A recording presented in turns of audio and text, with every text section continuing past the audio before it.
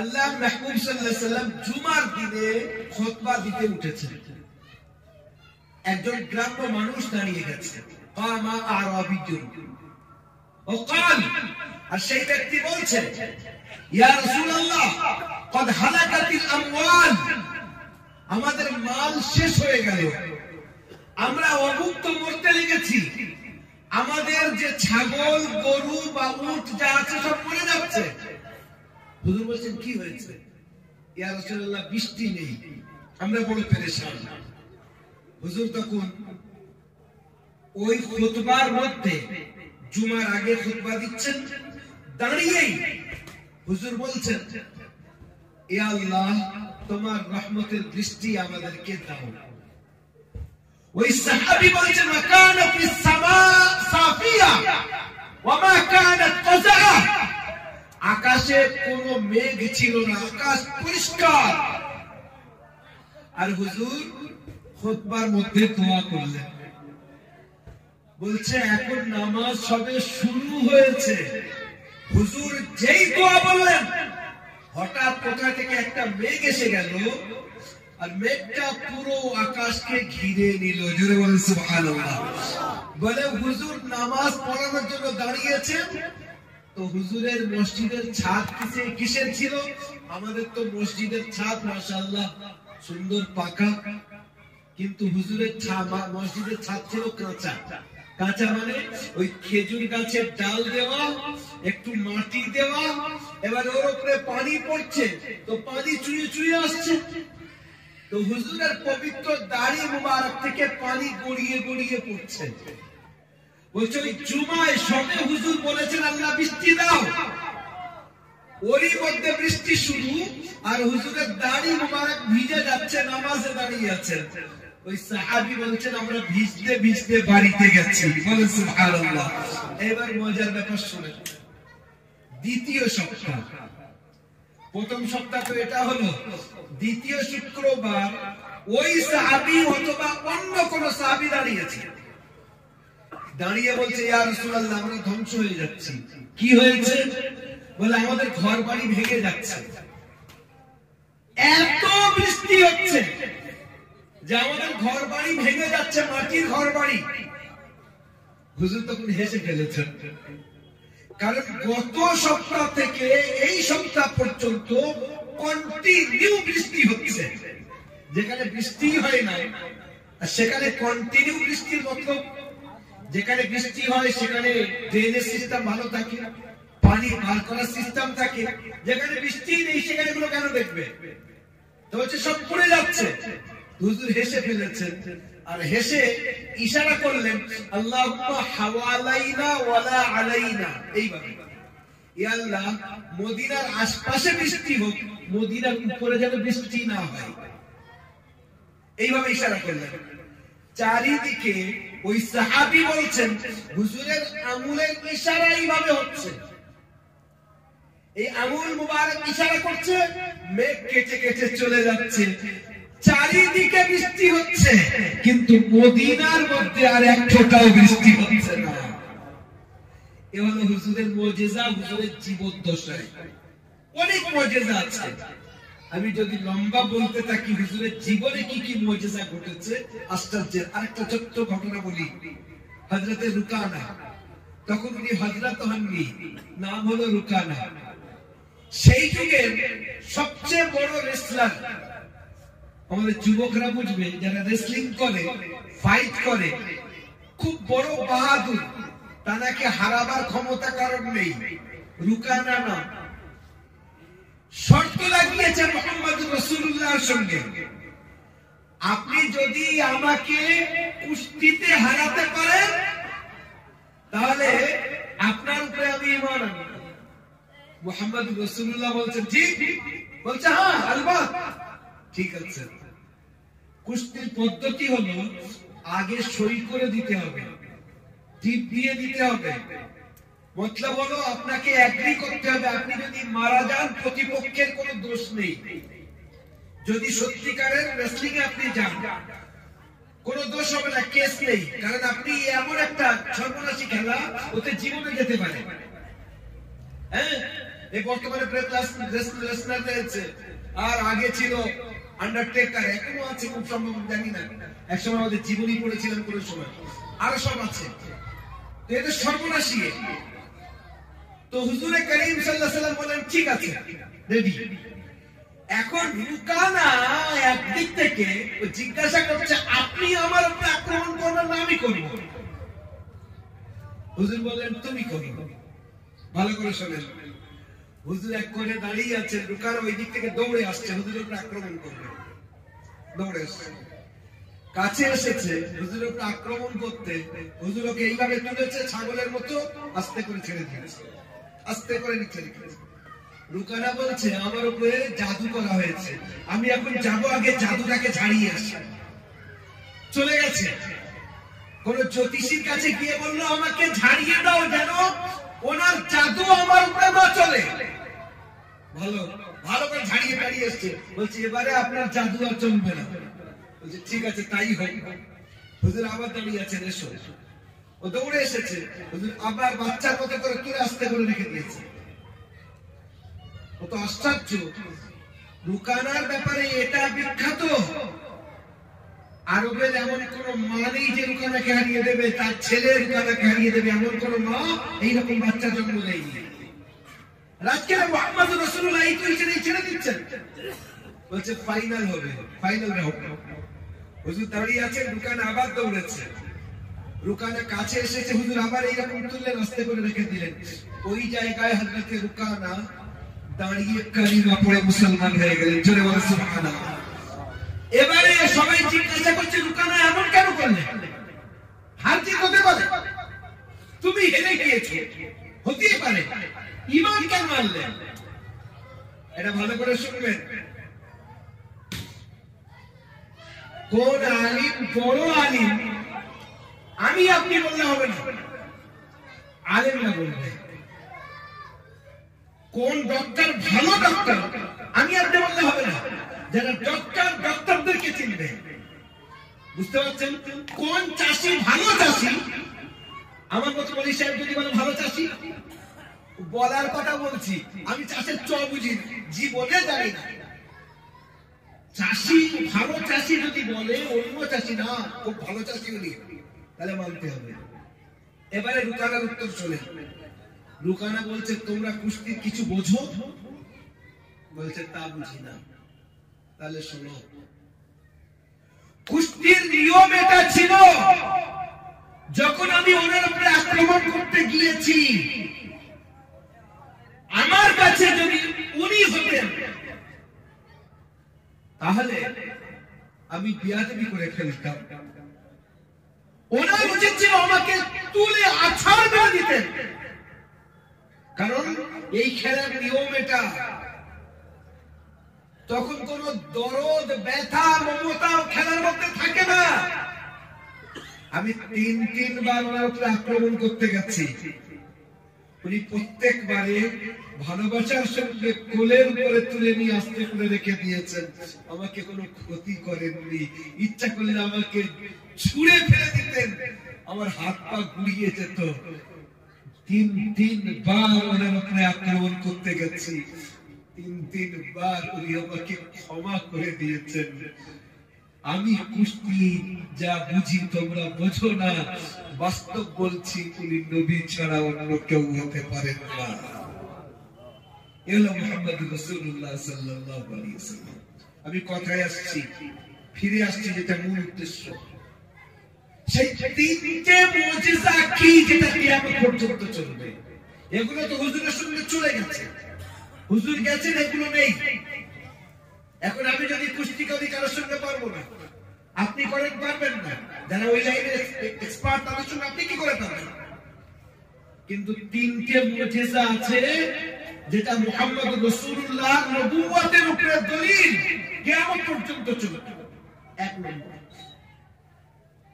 এক নম্বর যদি কেউ এখানে হাজী সাহেব থাকেন তাহলে ভালো করে বুঝতে পারবেন, হজ করতে যাওয়ার পর হাজী সাহেব যখন ফিরে আসেন, আমরা মুসাফা করতে যাই, হাজী সাহেব আমাদেরকে কি দিয়ে আপ্যায়ন করেন? গাজরের হালুয়া, তাই কি? না বিরিয়ানি, ওসব পরের কথা, ওসব থাকতে পারে না থাকতে পারে, আমরা ওসব খেতে যাই না। আমরা কি যাই?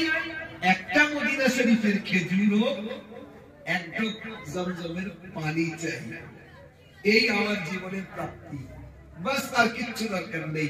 হাজী সাহেবের চোখে মুসাফা, এক ঢোক পানি, একটা মদিনার খেজুর, এই না আমরা চাই। হাজী সাহেবের দোয়া। জমজমের পানি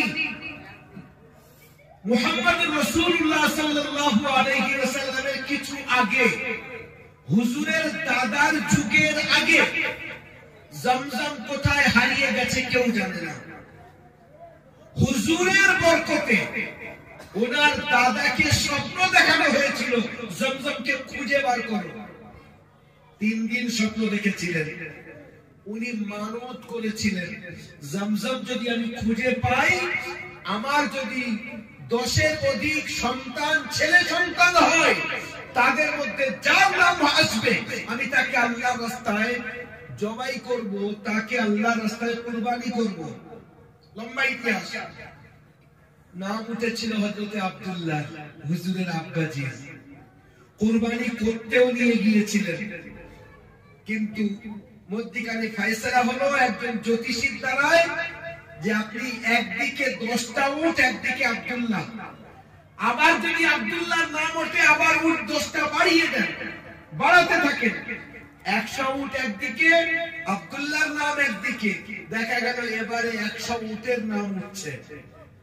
তার মানে হলো আল্লাহ পাক হযরত আব্দুল্লাহর জানের দাম নিলেন 100 উটের মাধ্যমে। তো হযরত আব্দুল মুত্তালিব যে নিয়ত করেছিলেন যে আল্লাহ জমজম যদি খুঁজে পাই, আমার একটা ছেলেকে তোমার রাস্তায় কুরবানি করব, এবং আব্দুল মুত্তালিবের সবচেয়ে প্রিয় ছেলে হযরত আব্দুল্লাহ, তাকে কুরবানি করতে নিয়ে গিয়েছিলেন। ওই সময় জমজম খুঁজে পান। হুজুরের বরকত এটা। সেই জমজমের পানি, জমজমের কুয়া খুব বড় না, ছোট কুয়া। আপনারা জানেন যারা গিয়েছেন, হারাম শরীফের মধ্যে প্রত্যেক জায়গায় আপনার আলাদা গ্লাস রাখা আছে, উপরে লেখা আছে মিয়াউ জমজম বা মাউ জমজম, জমজমের পানি। আপনি পানি খান, কত খাবেন? লক্ষ লক্ষ মানুষ ওখানে পানি খাচ্ছে। এমনকি মদিনার মসজিদে নববীর মধ্যেও জমজমের পানি রাখা আছে। মানুষ যারা হোটেলে থাকে তারা নিজেরা ভরে নিয়ে আসে, হোটেলে গিয়ে খায়।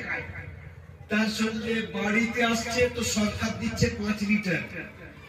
কিন্তু হাজী সাহেবরা খুব ভালো করে জানে ওই 5 লিটার নিয়ে গিয়ে আমার কি হবে, তো আলাদা করে ভরে আর নিজের লেগেজে দিয়ে আর প্লেনের ভিতরে দিয়ে দেয়, নিচে চলে যাচ্ছে, ওর সঙ্গে চলে আসছে। 5 লিটার তো সরকার দিচ্ছে, আর ইনি আরো 10 লিটার এক্সট্রা বয়ে নিয়ে আসছেন, ওটার অনুমতি নেই, তাও চুরি চারি করে নিয়ে চলে আসছে। এবারে শুনেন, পৃথিবীর মধ্যে প্রত্যেক বছরে 50 লক্ষ হাজি যাচ্ছে। রমজান মাসে উমরার ভিড় হজের থেকে কম হয় না, আর পুরো বছরে লক্ষ লক্ষ প্রত্যেকদিন হাজিরা যাচ্ছেন আর আসছেন। এত করে জমজমের পানি যাচ্ছে, সবাই নিয়ে যাচ্ছে আর খাচ্ছে। আল্লাহর কি অপার করুণা, আজও পর্যন্ত জমজমের পানির এক বুঁদ কম হয়নি। অথচ আপনারা বলেন আমাদের এরিয়াতে যখন গরম পড়ে কল টানছি তো পানি আর উঠছে না, হচ্ছে কি না? এ পানি আসছে না, কি করা যাবে? পানি নেই। কিন্তু সেখানে দেখেন জমজমের পানি পুরো পৃথিবীতে সাপ্লাই হচ্ছে। এটা মুহাম্মদ রাসূলুল্লাহর একটা মুজিজা, যেটা কিয়ামত পর্যন্ত চলবে। দ্বিতীয় মুজিজা, যারা হজ করেছেন, উমরা না, উমরায় ও আমলটা নিয়ে যেটা আমি বলছি, হজের আমল। হজের মধ্যে একটা 10 তারিখের আমল আছে, 4টে আমল 10 তারিখে। যেদিন আমরা কুরবানি করি ওই দিন হাজী সাহেবরা 4টে আমল করেন। একটা প্রথম আমল যেটা, সেটা হলো শয়তানকে, বড় শয়তানকে পাথর মারা। 3টে শয়তান আছে। বলে কি, সে কি শয়তান এরকম দাঁড়িয়ে আছে? শয়তানের একটা আকৃতি দেওয়া হয়েছে 3টে পিলার, সেই পিলারকে পাথর মারতে হয়, পাথর মানে কাকর মারতে হয়।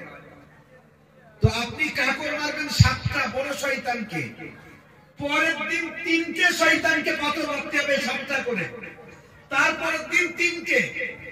এবার আপনি দেখেন 3 দিন আর 1 দিন 7টা, মোটামুটি আপনি এভারেজ ধরে নিন 50টা।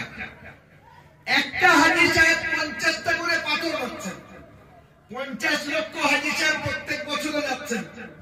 ওই জায়গায় যদি কাকর মারা হয়, এবারে হিসেব করে 50 লক্ষ হাজী 50টা করে মারছে, তাহলে সেখানে হুজুরের যুগ থেকে এই পর্যন্ত যদি ধরা হয়, তাহলে মোটামুটি একটা বড় পাহাড় হয়ে যাওয়া উচিত ছিল।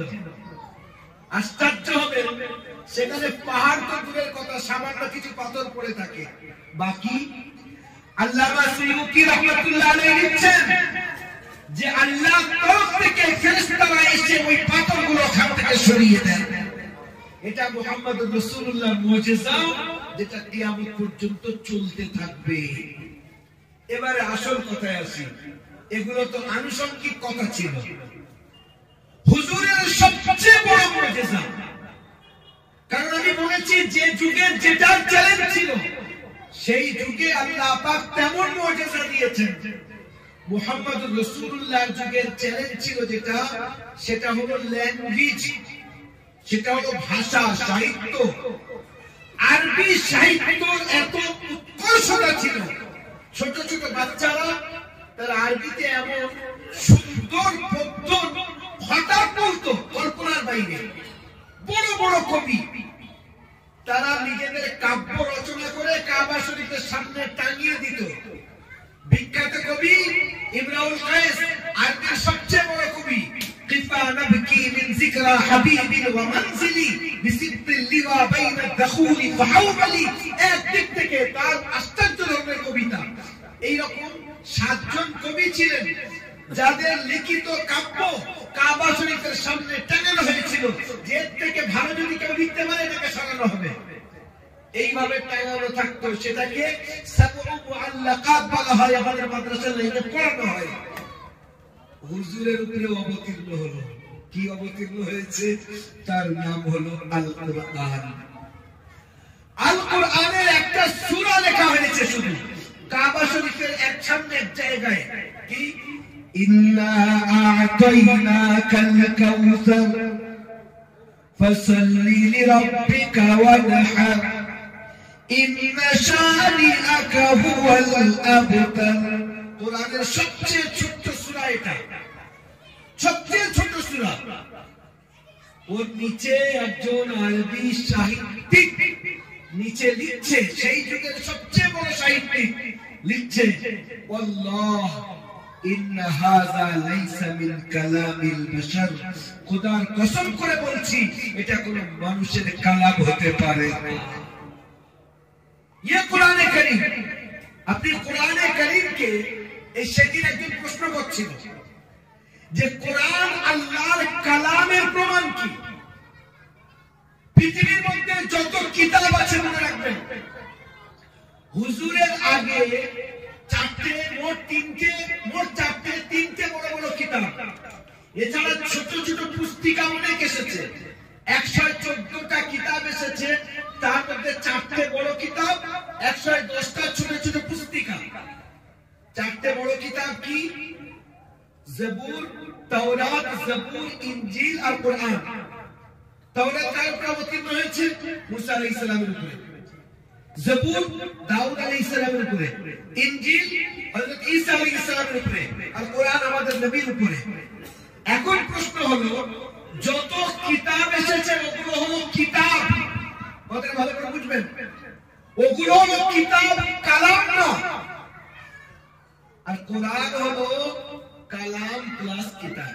কিতাব কারে বলে? যেটা লিখিত আকারে দেওয়া হয়েছে। তাওরাতকে লিখিত আকারে আল্লাহ পাঠিয়ে দিয়েছে, এটাও পড়ো। জবুরকে লিখিত আকারে দিয়ে দিয়েছে, ইনজিলকে লিখিত আকারে দিয়েছে, এটাও পড়ো। কোরআনে কারীমকে আল্লাহ পাক লিখিত আকারে দেননি। কোরআন আল্লাহর নিজস্ব কথা।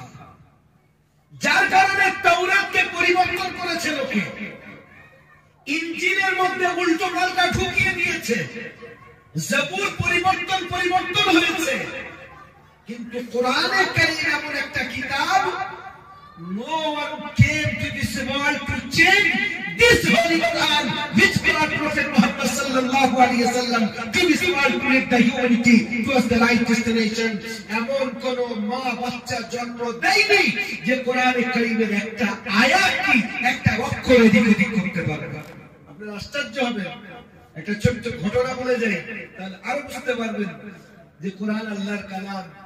আল্লাহর কালাম মানে আল্লাহর নিজস্ব কথা, যেটা পরিবর্তন করা সম্ভব নয় কারোর দ্বারাই। কারণ আল্লাহ নিজে বলেছেন, ইন্না নাহনু নাযালনা যিকরা ওয়া ইন্না লাহু লাহাফিজুন। কোরআনকে আমি অবতীর্ণ করেছি, আর কোরআনের হেফাজতের জিম্মেদারি আমার নিজের উপরে।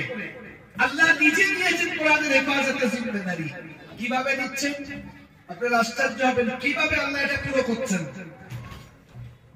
আপনাদের লখনৌতে, আমাদের উত্তরপ্রদেশ যে রাজ্য, সবচেয়ে বড় রাজ্য, লোকসভার সিটের নিরিখে সবচেয়ে বড় রাজ্য হলো উত্তরপ্রদেশ। ওখানে কতটা সিট আছে আমরা জানি, 80টা লোকসভার সিট ওখানে। ওর পরে আছে মহারাষ্ট্র, যেখানে 48টা সিট। আমাদের পশ্চিমবাংলায় 42টা, তবুও জনসংখ্যা অনেক বড় পশ্চিমবাংলা। তো আপনার এর মধ্যে ইউপিতে, লখনৌতে একবার একটা ইউএন এর তরফ থেকে, ইউনাইটেড নেশন, যেটাকে আমরা রাষ্ট্রসংঘ বলি, পুরো পৃথিবীর সবচেয়ে বড় যে দলটা, যারা বিশ্বকে চালানোর পিছনে যাদের বড় হাত, তাদেরকে ইংলিশে বলে ইউএন, বাংলায় ইউনাইটেড নেশন, বাংলায় বলি রাষ্ট্রসংঘ। 192টা দেশ এই ক্লাবের সদস্য। 5জন স্থায়ী সদস্য, America, China, Russia, Britain, France.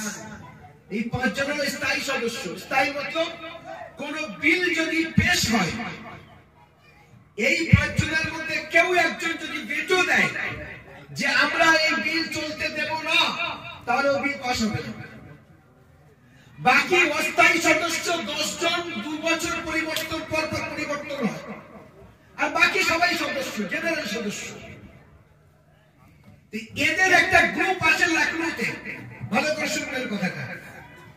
লখনৌতে গ্রুপটা আসে, লখনৌতে কাজ ওদের যেটা ছিল করলো, করার পর ওরা চিন্তা করলো আমরা তো লখনৌতে এসেছি, তাহলে একটু লখনৌ শহরটা ঘুরে দেখাবো। তো ওদের যে মূল, ওদের যে মেন নেতা একজন মহিলা ছিলেন, নেত্রী মহিলা। এবারে ওনাদেরকে ঘোরানোর জন্য সব জায়গায় ঘুরে নিয়েছে। এবার একটা মাদ্রাসায় ঘুরতে গেছে। লখনৌতে একটা বড় মাদ্রাসা আছে, তার নাম হলো নাদওয়াতুল উলামা, বিখ্যাত মাদ্রাসা, খুব বড় মাদ্রাসা। সেখানে ঘুরতে গেছে। তো ওনাদের সঙ্গে যিনি ঘোরানোর জন্য, দেখানোর জন্য আছেন, তিনি হলেন মাওলানা সাজ্জাদ নোমানী। ওনাকে সঙ্গে দিয়েছেন। সাজ্জাদ নোমানী খুব বিখ্যাত আল্লাহওয়ালা মানুষ, বুজুর্গ মানুষ, খুব বড় আলিম। উনি এনাদের সঙ্গে হয়েছেন। এবারে যখন নিয়ে যাওয়া হয়েছে মাদ্রাসায়, ভালো করে ঘুরে ঘুরে দেখছেন। ওখানে মাদ্রাসার লাইব্রেরি, সেটাও দেখছেন। এখানে ক্লাসরুমও দেখছেন, অফিস রুম দেখছেন, সব একদিকে দিকে দিকে যাচ্ছেন। লাস্টে মসজিদে এসেছেন। ভালো করে শুনবেন কথাটা, এইটাই হলো মূল পয়েন্ট। মসজিদে এসেছেন, এসে দেখছেন ছোট ছোট বাচ্চারা না, যারা হিপস করে, আপনারা খেয়াল করেছেন, এরকম তুলে তুলে পড়ে আউযুবিল্লাহি মিনাশ শাইতানির রাজিম, বলে কিনা? ওরা না দুললে ওদের মুখস্থ হবে না। চুপচাপ যদি পড়ে আউযুবিল্লাহ, জীবনে মুখস্থ করতে পারবে না, দুলতে হবে এইভাবে। আচ্ছা, যারা স্কুল কলেজ ইউনিভার্সিটিতে পড়ে, ওরা কিন্তু তুলে না, ওরা বসে বসে নিজের মতো পড়ে, আর তার থেকে যাবে, জীবনে তুলবে না। আর এদের উল্টো কোরআন শরীফ যারা পড়বে, আগে পিছিয়ে তুলবে। এবারে এদের জন্য আশ্চর্যের ব্যাপার যে এরা এমন কেন করছে। এখন এই যে মহিলা ছিল, এদের মেন সে জিজ্ঞাসা করছে মৌলানা সাহেবকে what they are doing, which kind of activities they are doing in this mosque. তারা এরকম ভাবে why they are nodding their heads, তারা নিজেদের মাথাকে আগে পিছে এইরকম কেন করছে? ওদের জন্য আশ্চর্যের বিষয় না এটা, এই পড়বে চুপচাপ, এ আগে পিছে কেন করছে বারবার, একবার না হয়ে গেল। তো মানুষে বলছে they are going to memorize the Holy Quran, ওরা কোরআন শরীফ মুখস্থ করছে। যেই এই কথাটা বলেছে না, তো ওই যে মহিলা ছিল একটা দীর্ঘশ্বাস নিয়েছে, যেন কেউ ওকে আক্রমণ করেছে। মৌলানা সাহেব বলছেন আমি বুঝে গেছি, তবু আমি জিজ্ঞাসা করলাম আপনি এমন কেন করলেন? বলছে না নাথিং, কিচ্ছু না। বলে আমি বুঝতে পেরেছি উনি চাপার চেষ্টা করছেন। আমি বললাম না please disclose in front of me, I am so much anxious to know about your pain and your feelings. আপনি কি বলতে চাচ্ছেন একটু খুলে বলেন, আমি জানতে চাচ্ছি। যখন ইনি জোর দিলেন তখন ওই মহিলা বলছে ফ্রান্সে বাড়ি, আর ইউনাইটেড নেশনের যে গ্রুপ ছিল, যে জামাত ছিল, তাদের ইনি কে ছিলেন? নেত্রী, মেন। উনি বলছেন মৌলানা সাহেব আপনি জানেন না, আমরা কোরআনকে শেষ করার জন্য, কোরআনকে মিটানোর জন্য, কোরআন যাতে পৃথিবীতে একদম শেষ হয়ে যায় তার জন্য আমরা কত কোটি কোটি ডলার আর ইউরো খরচ করি। আমরা এর পিছনে কত কোটি কোটি ডলার রাখি আপনারা জানেন না। টুডে, আজ I came to know about this fact.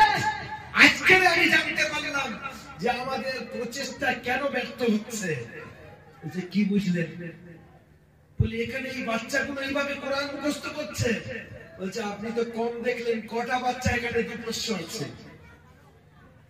এই ভারতবর্ষের মধ্যে কয়েক হাজার, বরং লক্ষাধিক, ভারতের বাইরে চলে যান পুরো পৃথিবীতে আল্লাহর কালামকে ছোট বাচ্চা থেকে নিয়ে পুরো পর্যন্ত এইভাবে তারা ইয়াদ করে রেখেছে যে আপনি যদি বসিয়ে দেন পুরো কোরআন যতগুলো আপনি পিসনোটের মধ্যে দেখছেন, লিখিত বই আকারে দেখছেন, আপনারা যদি সেগুলোকে মিটিয়েও দেন, আমাদের কচি বাচ্চা বসবে আর আলহামদু থেকে শুরু করবে আর অন্নাস পর্যন্ত একই জায়গায় বসে লিখিয়ে দেবে। জোরে বলেন সুবহানাল্লাহ।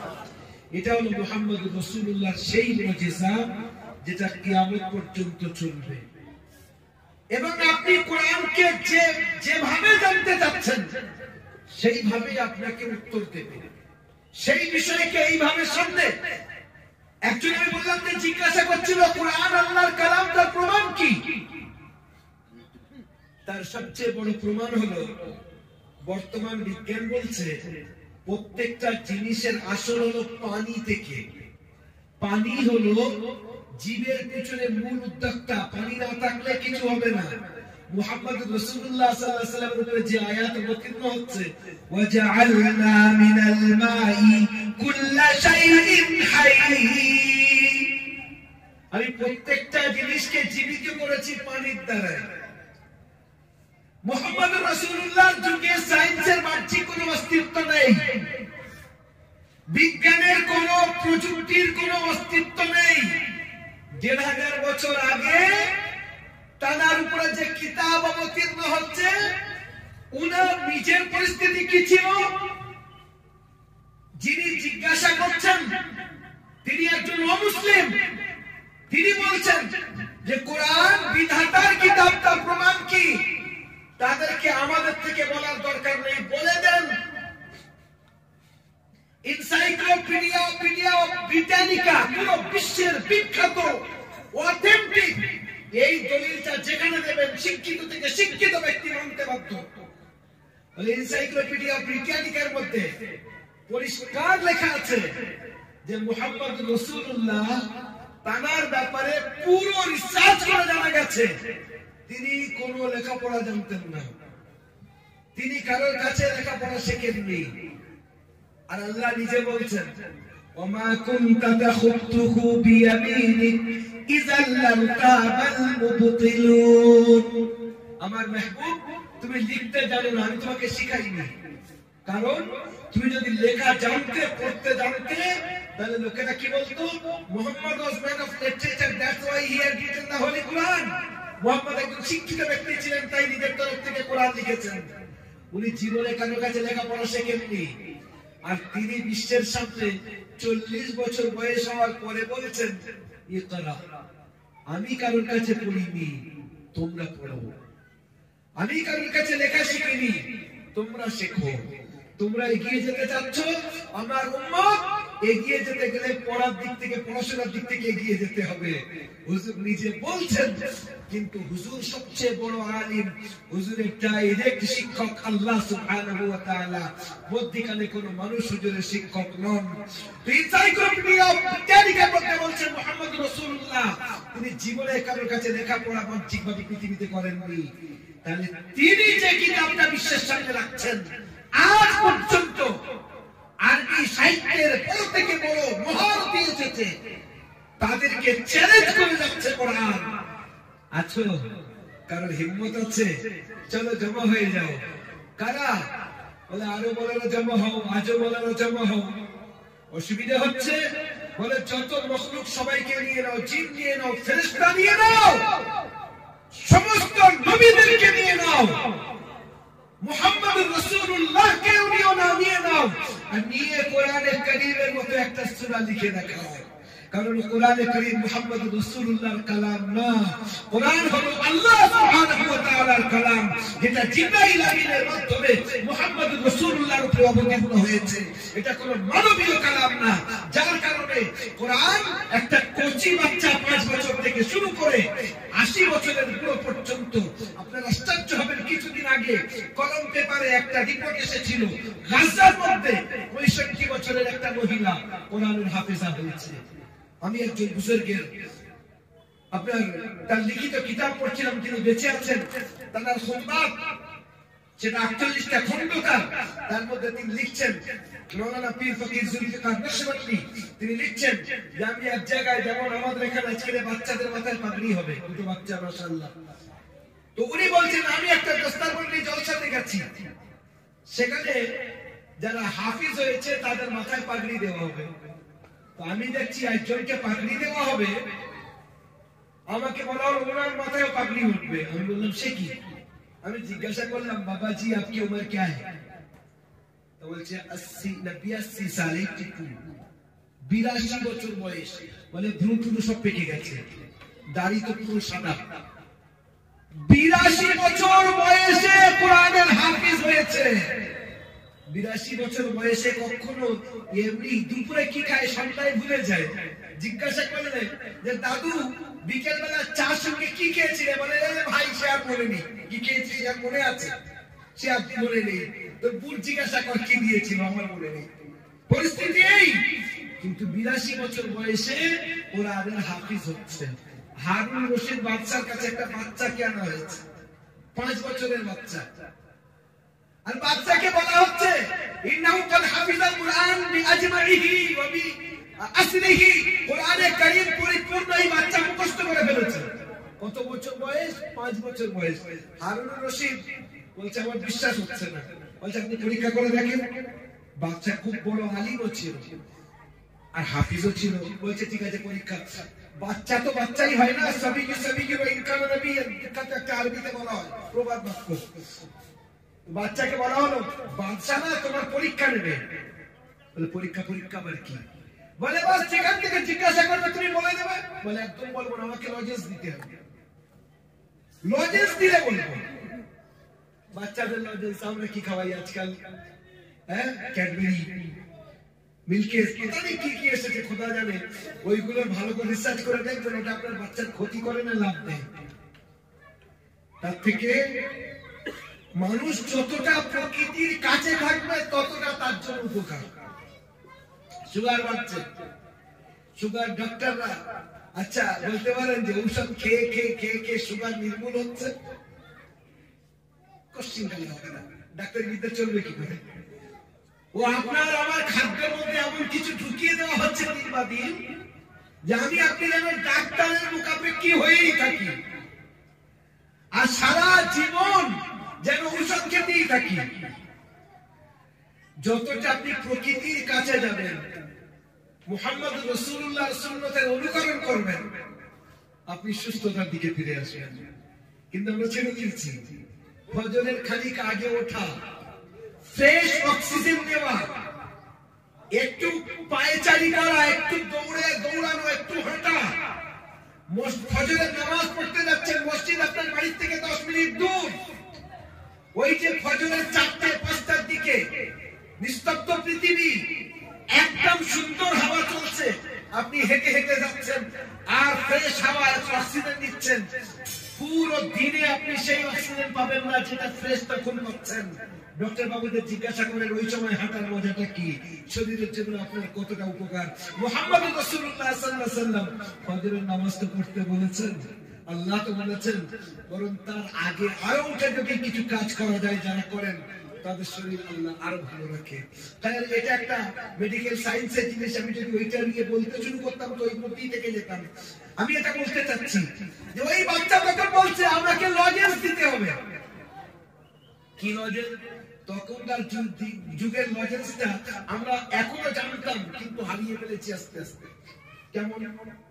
কেমন হারিয়েছি শোনেন। আপনারা জানেন, আমরা ছোটবেলায় আমাদের আপাদের, বুপুদের, মায়েদের দেখেছি ওই খেজুর গাছের পাতা নিয়ে চাটাই বুনতে। এখন কিছু কিছু এরিয়ায় হয়তো আছে, কিন্তু আগে এটা খুব অ্যাভেলেবল ছিল। আপনি গ্রাম্য এরিয়াতে যেখানে যাবেন ওই চাটাই বিছিয়ে দেবে বসার জন্য, ছোট চাটাই করে রাখবে নামাজ পড়ার জন্য। ওই দেওয়ালে, মাটির দেওয়ালে পেরেক লাগানো থাকবে, আর ওখান থেকে নামিয়ে দেবে। আল্লাহু আকবার। প্রকৃতির কাছাকাছি থাকা, মাটির ঘরে যে মজা ছিল, আপনি আছেন, আমি আছি, কিসের ঘরে এখন? এখন তো মাটির ঘর নেই। যারা মাটির ঘরে ছোটবেলায় আমরা আগে দেখেছি, সত্যি কথা বলেন না, গরমের কোন অসুবিধা, উপরে খড় আর নিচে মাটির ঘর, আরামসে দুপারে ঘুমাচ্ছি, কোনো মজার মানে কোনো কমি নেই একদম। আর এখন কারেন্ট থেকে ছাদ উপরে, যদি একটু কারেন্ট চলে যায় আর ঘুম নেই। প্রকৃতির কাছাকাছি যত মানুষ থাকবে তত উপকারী। যেটা বলছিলাম, ওই বাচ্চা বলছে আমাকে লজেন্স দাও, তখনকার লজেন্স কি এখনো পাওয়া যেত, হয়তো কোনো কোনো জায়গায় যায়। সেটা হলো ভেলি। ভেলি বুঝেছেন? আখের ভেলি। এটা খুবই উপকারী জিনিস। আপনি খাওয়ার পরে একটু ভেলি খান। ডক্টরদেরকে, যারা সত্যিকারের পড়াশোনা এই লাইনে, ওই লাইনে, ইউনাইনি লাইনে, কবিরাজি লাইনে জিজ্ঞাসা করতে, ওই বাচ্চা বলছে আমাকে লজেন্স দিতে হবে। বাচ্চা বলছে কতটা নেবে বাবা? গাড়ি বোঝাই করে তোমার বাড়িতে পাঠিয়ে দেবো, গাড়ি সহ তোমাকে আমি গিফট করবো, যত লাগবে দেবে। কচি বাচ্চা তো খুব খুশি। 5 বছরের বাচ্চা না, এত জিনিস পাবো, সামনে এনে রেখে দাও। কচি বাচ্চা দেখছে এগুলো সব তোমার, বাচ্চা বলে দিলেন সব নিয়ে যাবে তুমি, আরো দেবো। এইবারে বাচ্চাকে বোঝানো হলো বাদশা তোমাকে কিছু জিজ্ঞাসা করবে, বলে দেবে, যেখানে করতে পারবে সেই পড়ে দেবে। এবারে বাচ্চা কোরআনে কারীম এর মধ্যে থেকে এক জায়গা থেকে পড়ছে, জবান থেকে বার হচ্ছে, ওদিক থেকে বাচ্চা পড়া শুরু করে দিচ্ছে। কয়েক জায়গায় বাচ্চা ধরেছে, চিকারি ধরছে, সঙ্গে সঙ্গে ওই কচি বাচ্চা ফর ফর করে কোরআন শুনিয়ে যাচ্ছে। জোরে বলে সুবহানাল্লাহ। তাহলে 5 বছর থেকে নিয়ে 80 বছর, 82 বছর বয়স পর্যন্ত কোরআনে কারীমকে আপনি ইয়াদ করতে পারেন। আপনি কোন একটা বাংলা বই মুখস্থ করে দেখেন, আপনি কোন একটা ইংলিশ টেক্সট মুখস্থ করে দেখেন, মাথা খারাপ হয়ে যায়। আমি নিজে গীতাঞ্জলি মুখস্থ করার চেষ্টা করেছি। গীতাঞ্জলি, কবিগুরুর লেখা গীতাঞ্জলি বিখ্যাত। আমি নিজে মুখস্থ করছি, বাস্তব বলছি। সে যে পাশে এসে বসেছিল তবু জাগিনি, কি ঘুম পেয়েছিল তোর এই হতভাগিনী, এসেছিল গভীর রাতে, বিনাখালি ছিল হাতে, আপন মনে বাঁচিয়ে গেল গভীর রাগিনী। তারপর বলে আর কি হলো? তারপরে কতবার মুখস্থ করেছি, সববার ভুলে গেছি। আমি আর মুখস্থই করি না, অনেক হয়েছে। লাভ এতটুকু হয়েছে যে বাংলা ভাষাটা কিছু আয়ত্ত করা গেছে, কিন্তু সে মুখস্থ নেই আমার। একদিক থেকে মুখস্থ করা শুরু করেছি, পরে গিয়ে ভুলে গেছি। কোরআনে কারীম আপনি দেখেন, কচি বাচ্চাদেরকে বসিয়ে দেন, দেখেন কোরআন কিভাবে পড়ে, কিভাবে ইয়াদ করে তারা? এটা হলো মুহাম্মদুর রাসূলুল্লাহ সেই বড় মুজিজা যেটা কিয়ামত পর্যন্ত চলবে। এর সাহিত্যের দিকটা দেখেন। সাহিত্যের দিক কি? মিশরের মধ্যে একটা কনফারেন্স হয়, সেখানে বড় বড় সাহিত্যিকরা উপস্থিত, যারা আরবি ভাষার স্পেশালিস্ট তারা উপস্থিত। কিরকম তারা উপস্থিত হয়েছে আপনারা হয়তো অনেকে জানেন, জানেন না। আমরা যে আল্লাহ রাসূলের হাদিস পড়ি বা পড়াই, এই হাদিসের উপরে সবচেয়ে বড় ডিকশনারি অভিধান আমার কোন কোন জায়গায় এসেছে 12টা খণ্ড, তার থেকেও বেশি, যে অভিধান লিখেছে যে হুজুরের, মনে করেন তলাবুল ইলমি, ইলম মানে কি হতে পারে, হুজুর এখানে কি বলার দিয়েছেন, উদ্দেশ্য কি, এর উপরে সবচেয়ে বড় হাদিসের ডিকশনারি যে লিখেছে কোন মুসলমান না। কে লিখেছে জানেন? একজন খ্রিস্টান। আশ্চর্য হবে। তো বড় বড় খ্রিস্টান ব্যক্তি যারা আরবি সাহিত্যিক, বড় বড় ইহুদি যারা আরবি সাহিত্যিক, আমাদের পাশে আসছে হযরত ইমাম আহমদ বিন হাম্বলের উপরে কনফারেন্স হয়েছে আরবিতে। সবচেয়ে ভালো আরবিতে বক্তব্য রেখেছে ইমাম আহমদ উপরে একজন ইহুদি। বড় বড় আলিম আছে সেখানে, তার কাছে টেক্কাই নেই। একজন ইহুদি বক্তব্য রেখেছে আরবির উপরে, তার মাতৃভাষা আরবি। শুধু ওখানে যারা মুসলমান তাদের ভাষা তো না, এইরকম বড় বড় সাহিত্যিকরা মিশরে উপস্থিত হয়েছে। আর তাদেরকে বলা হলো যে আজকের কোরআনের সঙ্গে আমরা একটু মিলিয়ে দেখব যে কোরআন একটা ভাষাকে কিভাবে বলে, একটা উদ্দেশ্যকে কিভাবে এক্সপ্লেন করে, আর আমরা কিভাবে বলি। একটা সেন্টেন্স দেওয়া হয়েছে। সেন্টেন্স কি? যে আমি বেশি চাই। ভালো করে শুনবেন কথাটা, আমি বেশি চাই। আজকের এশার নামাজে যে ইমাম সাহেব এখানে মসজিদে নামাজ পড়িয়েছে, মাশাআল্লাহ, তার প্রথম রাকাতের তিলাওয়াতে যেটা ছিল, আমি তার থেকেই বলছি, ঘটনাটা হঠাৎ ওইদিকে গেছে তো মাথায় ওইদিকে আল্লাহ নিয়ে গেছেন, তাই বলে দিচ্ছি। বলছি যে সেখানে দেওয়া হয়েছে যে ইংলিশ থেকে বলা হয়েছে যে এর আরবি তৈরি করো। কি আরবি? I want to have more, আমার বেশি চাই, এর আরবি তৈরি করো। তো বিভিন্ন জন কেউ লিখছে আনা উরিদ আজয়াদ মিন হাযা, কেউ বলছে আনা আশতাহি আশাদ মিন হাযা, এরকম ভাবে নিজে নিজের মতো করে লিখে যাচ্ছে। সব জমা করলো। বলছে এবার কোরআনকে জিজ্ঞাসা করো, এই সেন্টেন্সটা কোরআন কি বলছে, এই বাক্যটা কোরআন কি বলছে। এইবারে ওই হাফিজ সাহেব যে কেরাতটা আজকে পড়েছে সেটা পড়ছি। ইয়াউমা নাকুলু লিজাহান্নামা হাল ইমতালাআত ওয়া তাকুল হাল মিন মাযীদ। আল্লাহ পাক 8টা জান্নাত আর 7টা জাহান্নাম তৈরি করেছেন। আচ্ছা, আল্লাহ উল্টো করতে পারতেন? আল্লাহ তো এমন করতে পারতেন যে 8টা জাহান্নাম 7টা জান্নাত, এমন করেননি। বলেছেন কি 8টা জান্নাত 7টা জাহান্নাম।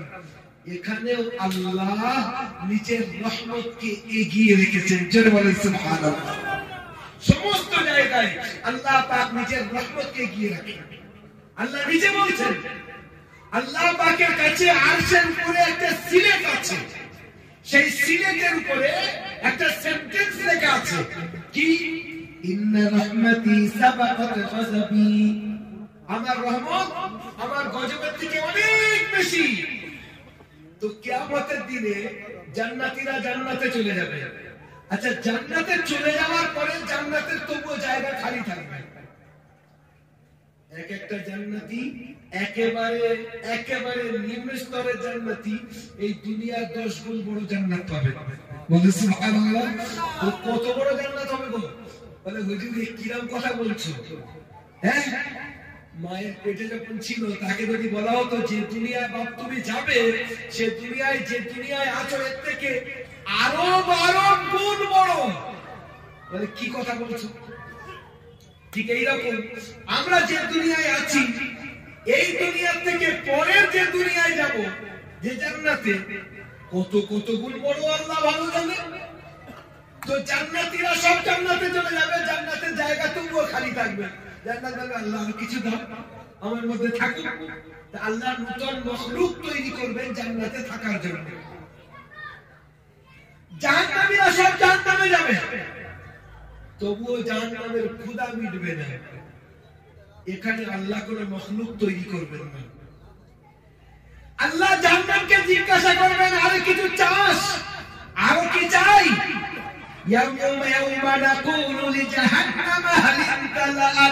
তোর কি পেট ভরে গেছে? দেখেন কি বলছে, আর আছে নাকি? ওরা কি বলছিল আমি আরো চাই। কোরআন কি বলছে? আরো আছে নাকি? সমস্ত সাহিত্যিকরা ওখানে একমত, কোরআনের সঙ্গে মোকাবেলা পৃথিবীর বড় থেকে বড় সাহিত্যিক কোরআনের একটা সেন্টেন্সের মোকাবেলা করতে পারবে না। যে আরো আছে, এতটুকু দ্বারা বুঝিয়ে দিচ্ছে আমার ক্ষুধা মিটেনি, আমাকে আরো দাও। আল্লাহ পাক নিজের কুদরতি পা তার উপরে রাখবেন। আল্লাহর কুদরতি পা কেমন আল্লাহ জানেন, আমাদের ব্রেন ওটা কল্পনাও করতে পারবে না। যেমন হুজুর বলেছেন আমরা তার উপরে ঈমান রাখি, বাস এর উপরে আমাদের কিচ্ছু বোঝার দরকার নেই। আল্লাহ নিজের কুদরতি পা তার উপরে রাখবেন, তখন জাহান্নাম বলবে কত কত বাস বাস বাস, আর সহ্য করতে পারছি না, ওর খিদে তখন মিটে যাবে। এখানে বলার উদ্দেশ্য হলো কোরআন is the spiritual book, greatest book which God Prophet Muhammad sallallahu alaihi wasallam to this world to lead the humanity towards the right destination. Quran Karim সেই অনিত্য সুন্দর কিতাব যেটাকে মুহাম্মদ রাসূলুল্লাহর উপর আল্লাহ পাক দয়া করে অবতীর্ণ করেছেন, আর সেই কিতাব আজও পর্যন্ত আলহামদুলিল্লাহ আমাদের কাছে সাহাবায়ে কিরামদের, তাবেঈনদের, তাবেঈনদের দ্বারা পরস্পর চলতে চলতে আজ আমাদের কাছে এসেছে।